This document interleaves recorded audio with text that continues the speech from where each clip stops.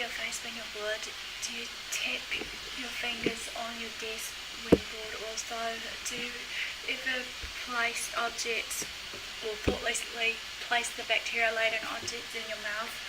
Stimming is not inherently bad, but sometimes can cause bodily harm or damage. This guide that I'm going to address to you all today will redirect the bad stims to improve your health. Hi, I'm AspieAnswersAll. Basically, this is going to be a how-to article or video aimed at autistics and other disabled people, or not just disabled people, but people with other conditions that does the stimming as well. This may be helpful hopefully for you all that are disabled, so to speak. So here I am today to address this to you all.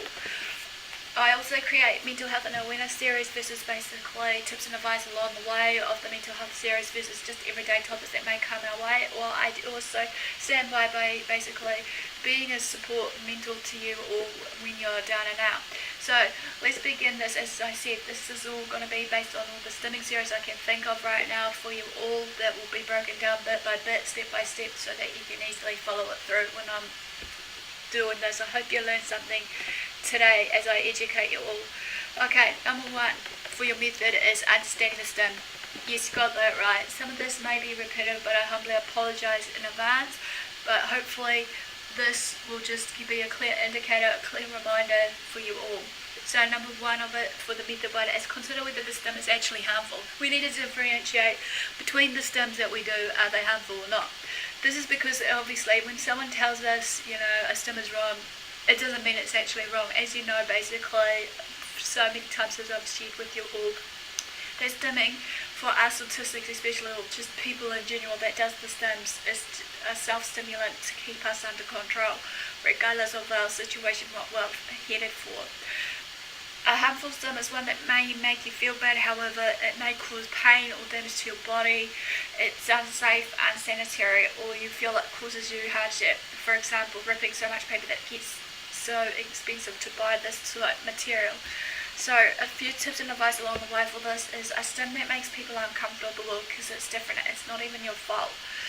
White canes and wheelchairs might make people uncomfortable too, but those disabled people are unexpected to abandon them. So this goes along with your stim. Number two, if your stim isn't socially appropriate, that's fine, however. Only abandon it if you feel and you're alone and aren't comfortable with it. And number three for the advice here is the only time your stim should change for others is if it involves touching them without their consent. Number two, start noticing what's going on before you start the stim.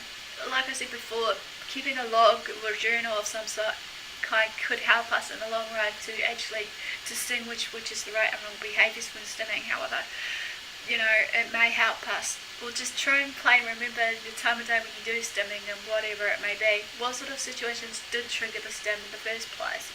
What are the situations that maybe caused them? What needs might be experiencing when the stimming persists or starts up? Pay attention so you can start searching for patterns and behaviours and hopefully just find some possible solutions. Number three, recognise that stimming is a tool, however.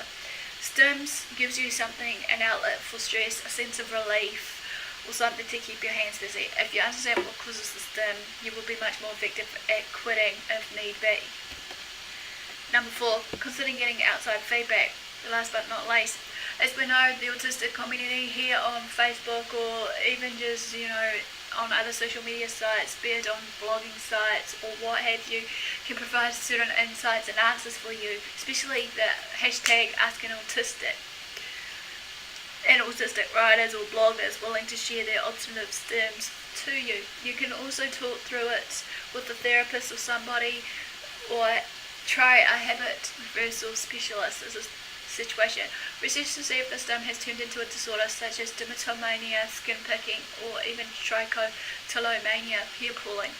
These can be difficult to handle, however, but with the right treatment and right help at hand, you'll be able to get this done and dusted. Well, this is a real quick, short, brief one for the first part of how to replace your harmful stims. Basically, part one of it, understanding the stim. Give me a like for a thumbs up. Comment below if anything I missed out as a form of a comment, that may be of value to others around you, or just start a discussion. down here on my comments, so that hopefully people can feel welcome and actually be able to, you know, share their stories or experiences or tips and advice of whatever it may be. Feel free to follow me on Twitter, Facebook, AspieAnswersAll. Feel free to subscribe to my channel if you haven't done so. Feel free to also just share these videos around to family and friends.